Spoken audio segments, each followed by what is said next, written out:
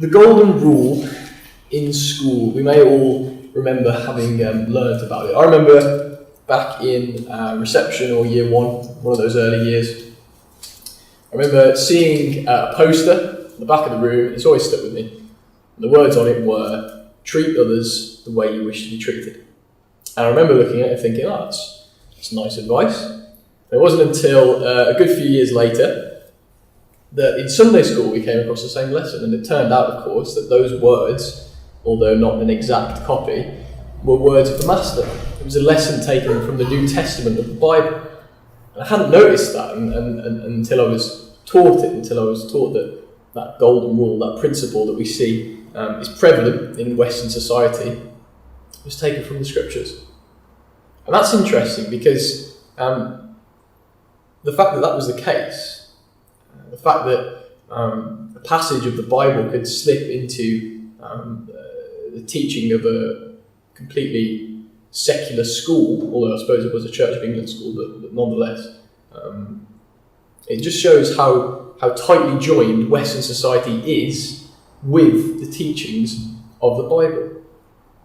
That the society that we all live in now, the society that we've all grown up in, is founded deeply upon the teachings of the book that we have in front of us now. And the reason that I'd like to consider that this afternoon is because that foundation is being attacked and being criticised, and it's being degraded as though it's of no importance. And, it's funny because every single critic of the Bible, every single critic of Western society itself, all benefit directly from both of those things. Everybody that goes up, and this is something that people say, and says that that Western culture is a patriarchal, evil culture that needs to be overthrown, and that Christianity is an old idea that is oppressive and needs to be done away with. They're all directly benefiting from those two things. And we see groups that are active in society, groups like Black Lives Matter, that we probably all have heard of. They're leaders, whatever you want to call them. They're heads, open Marxists, openly opposed to the foundations of the West. The LGBTQ movements, they are based on Marxist principles. These are things that are completely against British society and the Western world. Endorsement of something called critical race theory that we see being taught in school. Completely anti-Christian ideas that are coming into society. And the problem is that there's no gratitude and there's no consideration of where the things that we take for granted in society now, where they came from. Why do we live in a society in which we value respect towards one another, and in which the golden rule is taught in primary school? It's not by pure coincidence. It didn't just happen. It's not that a few people got together and said, oh, that's a good idea, we'll do that. The point is that it grew out of an understanding of the Bible. It grew out of the teachings of Jesus Christ. And that's how we came to have English common law and all these things that now we just take for granted and that people want to overthrow.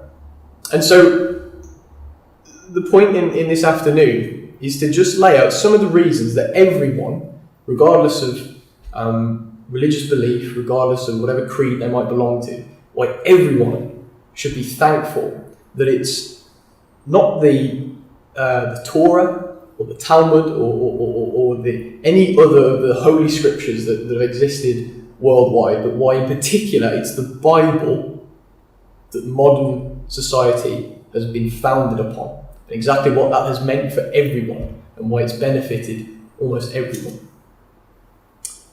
Now, I'd like to recognise also how the Bible has been used to justify terrible things, and it has been. But the reason I open with Revelation chapter 22 this afternoon is because we see that God has no tolerance for people that take the scriptures and twist them for their own desire. And later we're going to look at slavery and the role of slavery in the modern day world, and how people did use the Bible to try and justify their involvement in the transatlantic slave trade. But the point I wanted to make with that opening reading is that isn't tolerated. And just because there are people who have been bad faith actors, who have used the Bible to justify their own wants and desires doesn't make that right. It doesn't take away from the actual message of the Bible. And so we're going to start with the rise of Christianity. And I'm going to be referring to Christianity as opposed to Christadelphia, because obviously Christianity has been a vehicle by which politics has been stirred and it's been used in the divine purpose. Christianity is a general religion. It's had great influence on the world. So when I'm using that phrase, I'm referring to Christianity and Christendom at large, and I'm not condemning it or justifying it either way. So now I don't know if you're going to be able to read this, and I have been spoken to about whether or not you can actually see the font there, but you're not going to miss anything if you can't read it, because I'll be explaining everything that's there. The only thing you'll miss is any of the spelling mistakes that I've put in there, and Brother David has told me there's at least one, so keep an eye. If you spot it, you might win a prize. But yeah, I'll be explaining what's on the screen here, so you won't be missing out. But we'll just start with how Christianity came to be the religion of the world, essentially. Because Christianity it became the official religion of Rome in 380 BC, and that was following what was called the Edict of Thessalonica. And that was when Rome decided that Christianity is the religion that we should all adhere to. It's the religion of truth. And that wasn't an easy process. That wasn't something that came along easily or without obstacle. It's followed a long line of persecution of Christians, particularly under Nero, who we've probably all heard of, a man who burned Christians alive, used them to light his driveway. An evil man, and believers and followers of Christ underwent terrible affliction by the government that was in power. And it eventually came to the establishment of Christianity as the religion of the day. And this was obviously a relief to the Christians at the time. But, of course, that would mean that Christianity eventually, through the Roman Empire, would come to Britain. And Britain would have tremendous influence on the bringing Christianity into the world, and through the British Empire, which we'll also go on to consider later. But Christianity and the British Empire were so linked, they were so joined together, mutually reliant upon one another, that they were identified with each other very often. And Karl Marx said that if we want to destroy Christianity, and this is why Marxists' ideas are so reprehensible, but Karl Marx said that if we want to destroy Christianity, we must first destroy the British Empire. That's how closely the two things were linked. That's how closely reliant they were upon one another. So that's why we're going to also consider the British Empire later, because it was a very, very crucial part of bringing Christianity to all the corners of the world. So first thing I want to consider, we've got three topics really that I'd like to consider with regards to how the Bible has benefited everyone, with regards to how it's changed the world for the better, though many people would not like to admit it. And we'll start with social influence. Civil rights is undeniably a dear love of the progressive types, let's call them, those who are trying to get away from the old traditional ways and into whatever utopia they believe lies on the other side. And, I think it's fair to say that as flawed as the West is, we all agree that it's generally probably the best place to live on Earth at the moment. I mean, I'm sure we'd all rather live in the West than a communist country or North Korea, any other place that we can think of. And we understand that at the base of Western society, there are principles of fairness and justice and, rule of law and all those sort of things. But we need to kind of look into where those things come from. And the ideas that we now pretty much take for granted can be generally traced back to the establishment of what was called the Magna Carta. So we're going to be doing a bit of history, just a little bit of history. Now, history lessons and being sat in muggy, warm rooms on an afternoon don't tend to be the best mixture for attentiveness, but this is all important stuff, so we'll have a look at this. Now, we've got King John of England, the 13th century. Now, he wasn't really a popular man amongst the people. He was a pretty useless leader. He lost a lot of land, which was never something that a popular king would do. He never really gained any land. He was actually, he was come to know as King John Lackland, which I think is pretty amusing, but I'm sure he didn't. He was also known as King John Softsword because he was just a terrible warrior and never really won any battles. And so you can imagine the people that he's leading, they're not really very fond of King John. So what happened was the people began to rebel. People weren't happy with him. And it culminated when King John decided that a man that was being sent by the Pope to be sort of the religious authority in England was barred from the country. And this really angered the Pope. And so the Pope said, right, okay, all religious services in England now are not recognised by the central church. And so suddenly England doesn't have a religious authority. It doesn't have any way of actually practicing religion. And this was the final straw for the people because, back in this day, religion was important to everyone. The church was a large employer of most people. And so suddenly these things were just, they had no use. And so the people uprose against King John, and his barons came against him. And they met with him at Runnymede, and they proposed that he sign what was called Magna Carta Libertatum, Latin for the Great Charter of Freedoms. And what the Great Charter of Freedoms was an agreement between the king and his subjects that certain rights and rules and principles had to be pertained to, they had to be recognised. So we're talking about a time where kings previous to this could just do whatever they wanted. They had ultimate power. And if you wanted something doing that was really the right thing to do, if you wanted justice to be enacted, well, you might have to, give the king a bit of money, or you might have to do something the king wants you to do. And there's no real justice in society, and there's no real fairness. The king can have someone beheaded that he doesn't like, and whatever. We know, we understand the kind of things that went on this time. And so suddenly we're having this proposal that no, even the king has to abide by the rules that he imposes upon other people. Now, what does this have to do with the Bible? Well, the concept of the Magna Carta and the clauses that are in it are very much influenced by the moral teachings of the Scripture. And it's evident, actually, when you look at what is in the Magna Carta. So, Clause 37, for instance, says, there shall be a standard measure of wine, ale, and corn throughout the kingdom, and there shall also be a standard width of dyed cloth, russet, haberjet, namely 2 ells with the selvages, I don't know what that means. Weights are to be standardised similarly. And so you can see this principle in which measures and weights are having to undergo specific standards. Now, where does that come from? It's very reminiscent of something that we read in the Old Testament. If you come with me, please, to Deuteronomy chapter 25, you can see exactly where this rule and idea came from. Deuteronomy chapter 25,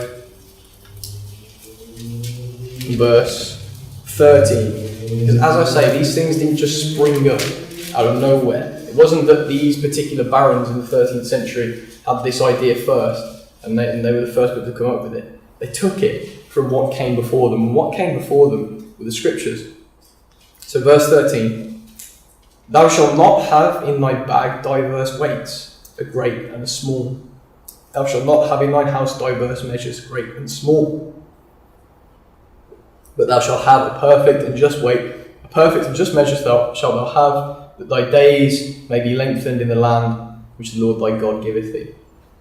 So you can imagine back in this day that's based on trade. You go to the market, you've got so much weight of whatever good it may be, and the person who's weighing it to determine its value might look as though they're using a certain weight, but really they've got a corrupted weight, something that is actually different from how it looks, and so it can make your product look as though there's less of it, or it's less valuable, and then they can con you out of a lot of money. And see, Yahweh recognised that, well, this was corruption, this was wrong, this wasn't just, it wasn't fair. And so he instituted this law in the Mosaic law so that it couldn't occur.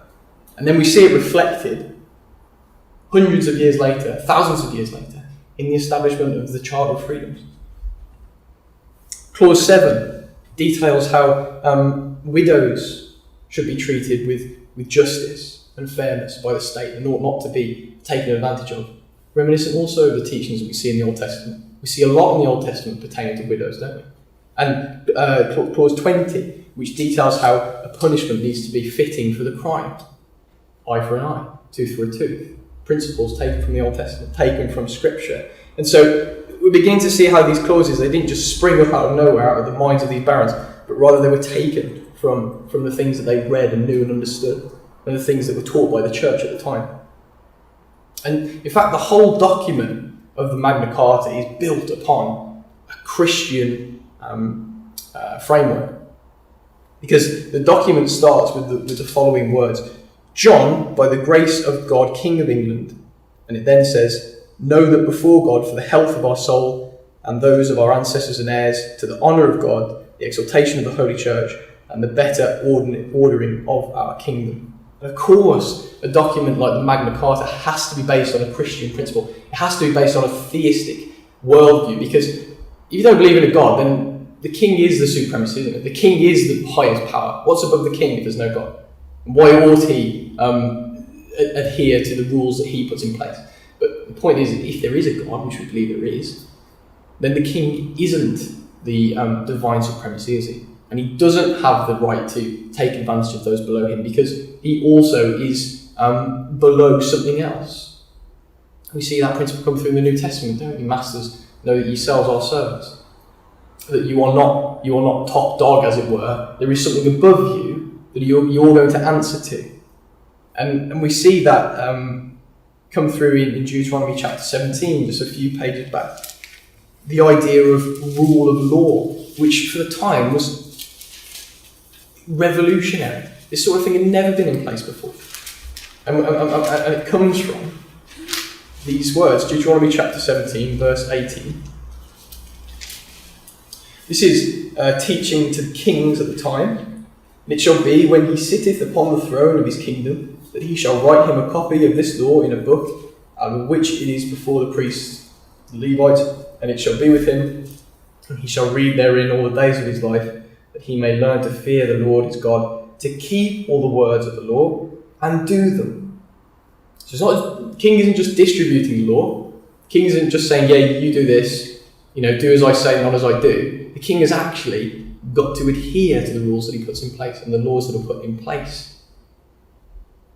And so, it's not necessarily true that now we do live in a society where that happens, unfortunately. We look at the actions of our MPs, particularly during the COVID lockdowns and stuff, we see it's rules for thee and not for me, isn't it? And that is the attitude that they go by. And they do think they're above the law. But we all recognise that's wrong. And everyone recognises that wrong. And people without an understanding of the Bible recognise that's wrong. And it's because we all live in a society that says and recognises that the king ought to do that which he decrees should be done. And it's taken from the Magna Carta. And that's taken from the Scriptures. So you can see how the Scriptures have been used there throughout the ages. It's built up into this thing that we have a society that values these principles. And interestingly, the Magna Carta would go on to influence other similar documents. You may have heard of the Bill of Rights. That is the foundational document of America, which is perhaps the most free country in the world, and it's certainly still the most Christian country in the world in terms of how many Christian believers live there. That's founded and has ties to the Magna Carta, which again goes back to the Scriptures. It's all tied and it all comes from this one place. Interestingly, China, a completely secular nation, a non-Western nation that has no basis in anything like the Magna Carta, actually refused in 2015 that the Magna Carta, the original copy, could come into the country on an expedition. Because, of course, they're a communist nation. They have no such thing as rule of law or common law that applies to both government and people. And so it was a restricted document. Couldn't be there. Didn't want it to influence the society. So that's a bit on how the Bible has directly influenced our sort of social structure. I want to talk a bit about science as well, and scientific development and advancement. Because there's this common notion that's repeated ad nauseum that, if only it weren't for religion, we would be so advanced now, and we'd be off exploring the galaxies in spaceships, and we'd be living on Mars if it wasn't for the oppressive domination of the church in the Middle Ages. And that's sort of the idea that we hear a lot, that during the Middle Ages, religion was this thing that stopped all progress and stopped any kind of advancement and just wanted to be regressive. You see graphs like this, which are terribly made, by the way. If you look at that one on the right, you can see, you may not be able to see, but we've got sort of a slope of advancement, and then when we get to the Middle Ages, there's a big hole that is apparently caused by the Christian Dark Ages. Now, that's a terrible graph because, one, it doesn't have a unit of measurement on the y-axis, so scientific advancement to this person is whatever he considers it to be. It's completely subjective. I find it quite funny that somebody arguing in the name of science can't even create a decent scientific graph, but there you go. But this is all nonsense. And the Victorians did a lot to demonise the Middle Ages because they were very interested as a people in the Roman Empire. And they really liked our history in the Roman Empire. And they thought it made us quite a strong nation. You know, they liked the idea that we were born out of, up until then, the greatest empire to ever exist. And so they focused on that. And they coined the terms Dark Ages and Middle Ages because there was a bit of a stigma about studying those times. But you know, the Dark Ages really weren't that dark. When you look into some of the things that came out of the Dark Ages as a result of the church and of religion, it's very interesting. We'll have a look at that now. This piece of technology is an astrolabe.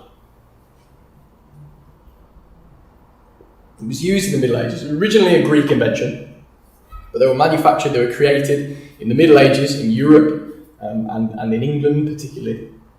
Here we've got one from 1326. You can see that in the British Museum. And it's a piece of technology that's used, or was used, to determine time and to determine the position of stars. It could determine the height of something from the horizon, the altitude of something in the air. I mean, I don't even think an Apple Watch could do that. And admittedly, this isn't something that you would wear on your wrist, to be fair. This is something that you would have to actually go to. But just look at the craftsmanship of this instrument. That is a beautiful piece of work. We don't really have things like that anymore, do we? Everything's quite hegemonic and simplified and everything's pretty boring looking. But you actually look at the work that went into something like that and you realise the people of this time, they weren't barbarians. They weren't, completely ignorant. It takes a lot to actually put the effort into making something like that with that level of accuracy and that functionality. It's incredible creation. And it means that people of the time had to understand astronomy. In order to know the position of stars, they had to understand stars. They had to know what the stars were in relation to one another. So it actually becomes evident that the people understood astronomy when we see documents like this. This is a 13th century document. And contrary to what you might have learnt in school, it tells you that people of the Middle Ages actually understood a bit about the solar system and the position of the stars in relation to one another. And, we're told over and over that these people were staggeringly ignorant. They had no knowledge of such things. And yet, this time clearly wasn't just a period of pure ignorance. There was actually some advancement going on. And there are a lot of examples like this, and honestly, I'm not going to go into this because I don't think any of us would understand it. It's so complex. It's actually so advanced. But this document in particular talks about the mechanisms of stars, their orbits, where they are, calculating the size of them. It's so advanced. You wouldn't expect it to come out of this time. And the reason that this is really interesting is because this period of time, all scientific understanding, all scientific inquiry was funded directly by the church. It could only exist because of the church. And it's not that if there was no church at this time, there would have been slightly less science, there would have been slightly less technology. It's no church, no science. That's how closely the two things were reliant upon one another. Because at the time, monks, really the only people who could read, they were the only people who were educated. And so what you had were these monastic schools that were essentially the only place in which anyone could learn anything. And it was their duty, they took it upon themselves to try and understand the mechanisms of creation and what they believed to be the creation of God. And it's only due to the monastic schools that we have the scientific texts of the Greeks, because they put a lot of effort into transcribing old Greek documents and making sure that they survive through the times and through the ages.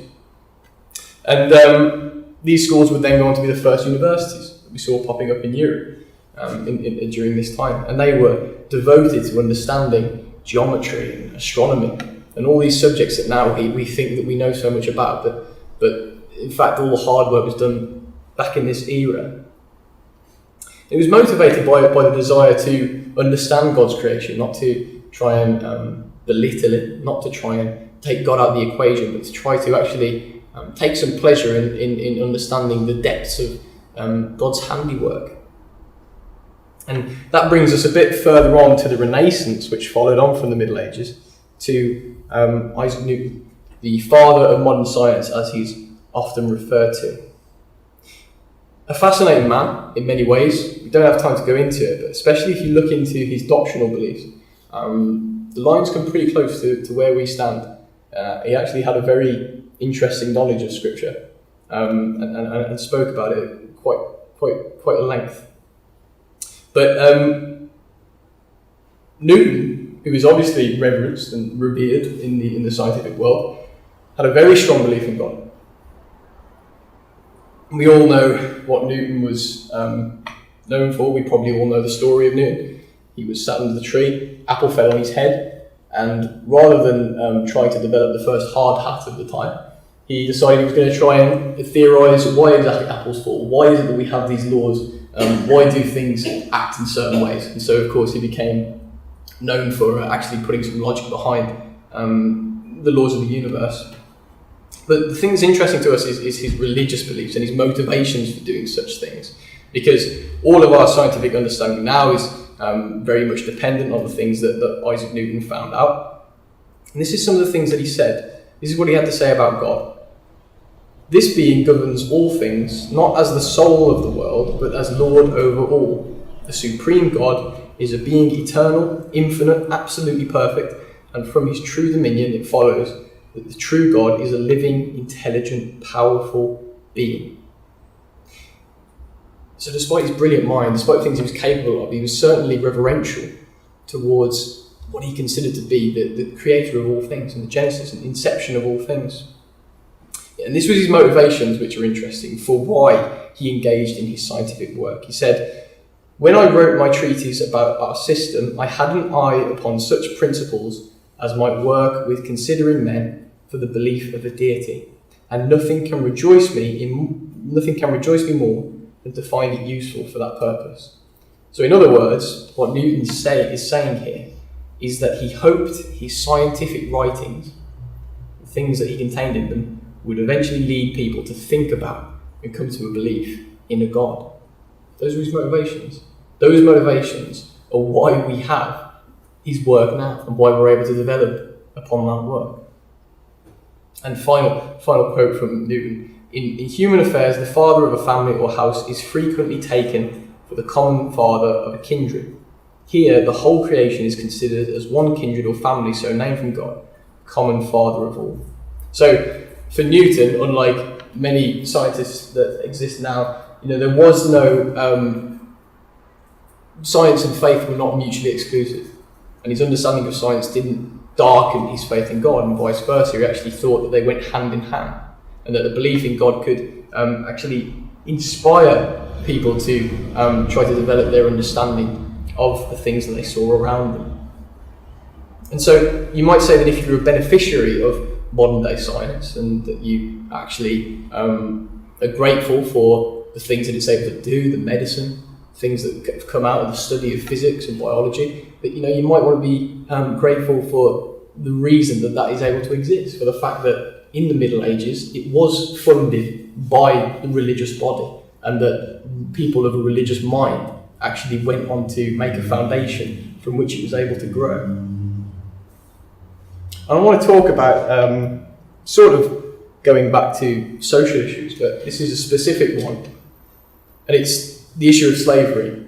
Because of course, slavery, if you have spent any time listening to opinions of the progressives that we mentioned earlier, you'll know that slavery, particularly the transatlantic slave trade, is their pet subject, really, because it's one of the biggest atrocities that we can look at and sort of still see the effects of.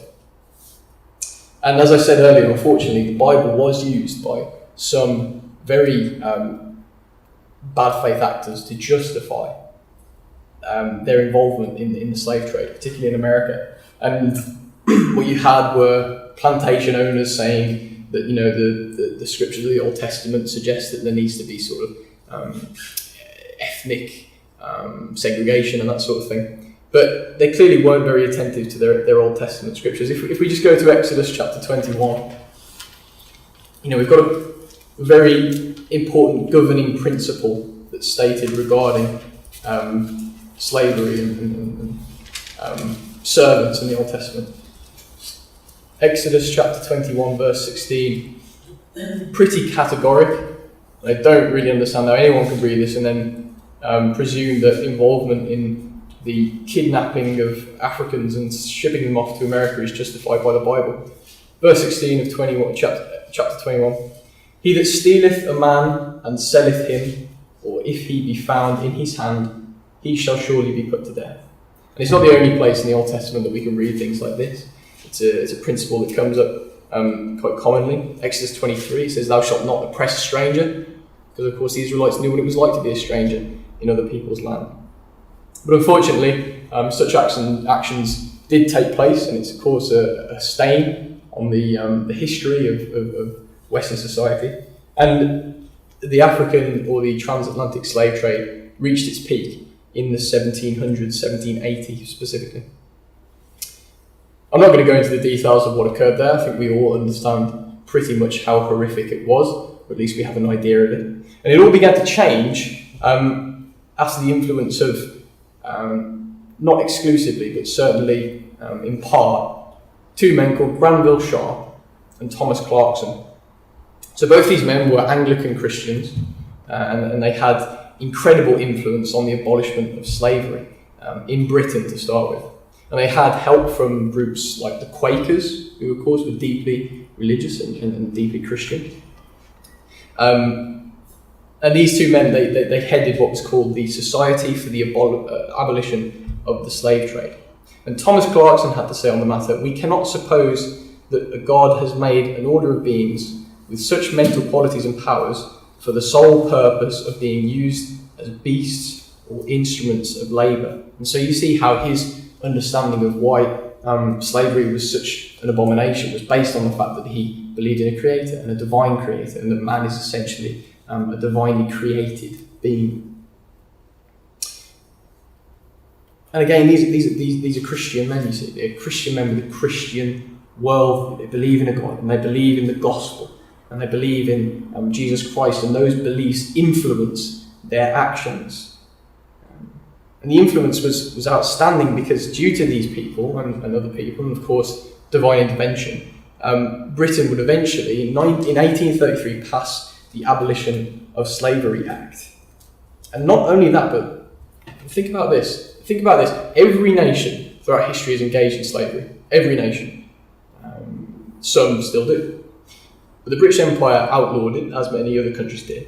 And then not only did they outlaw it, but the British Empire would go on to police the high seas at the coast of Africa, preventing nations from engaging in this slavery.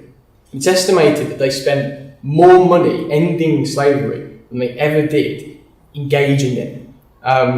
The estimates are about £20 million in the time, which is about 16 billion in today's money.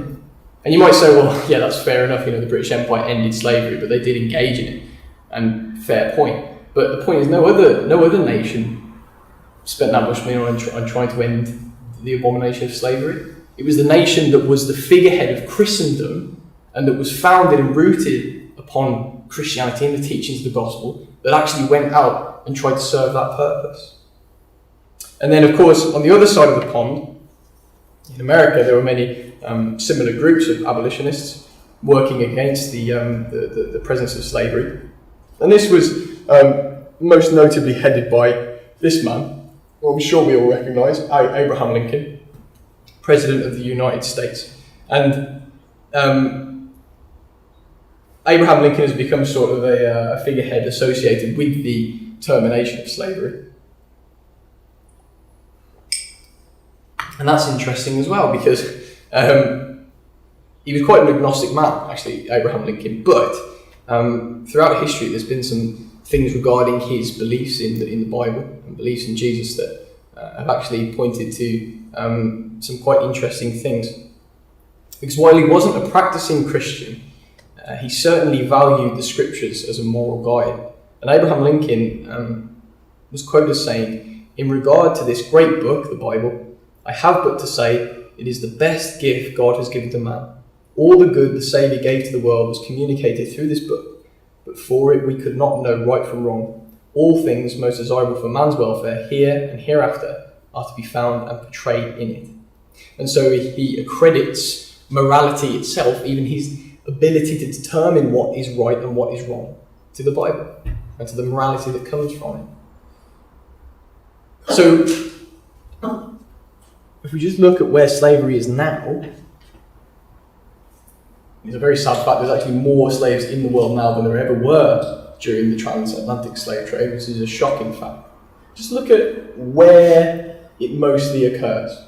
Red is more slaves, green is less. So we've got Christendom. What was Christendom? The West, founded upon the Bible. It's a lot less, isn't it? It occurs much more in those secular nations. And where it does occur in Christian nations, it's mostly in Catholic nations. I'm not going to say too much about that, but we can see just how much of an influence the Bible has had, can't we, on the morality of the world and the perceptions of the world, and how certain the things that certain countries believe and accept to be right and to be wrong. And so that's just a few things that we've been able to consider with regards to how the Bible has affected the world in which we live and the culture in which we live, particularly Western society. But as thankful as we can be that we don't live in, a country that is based upon tyranny, and that we don't live in the Middle Ages where we're all one wrong word from being an enemy of the king, there's something that we can be much more thankful for, and that is the words and the hope of the Bible itself, isn't it? And the gospel message.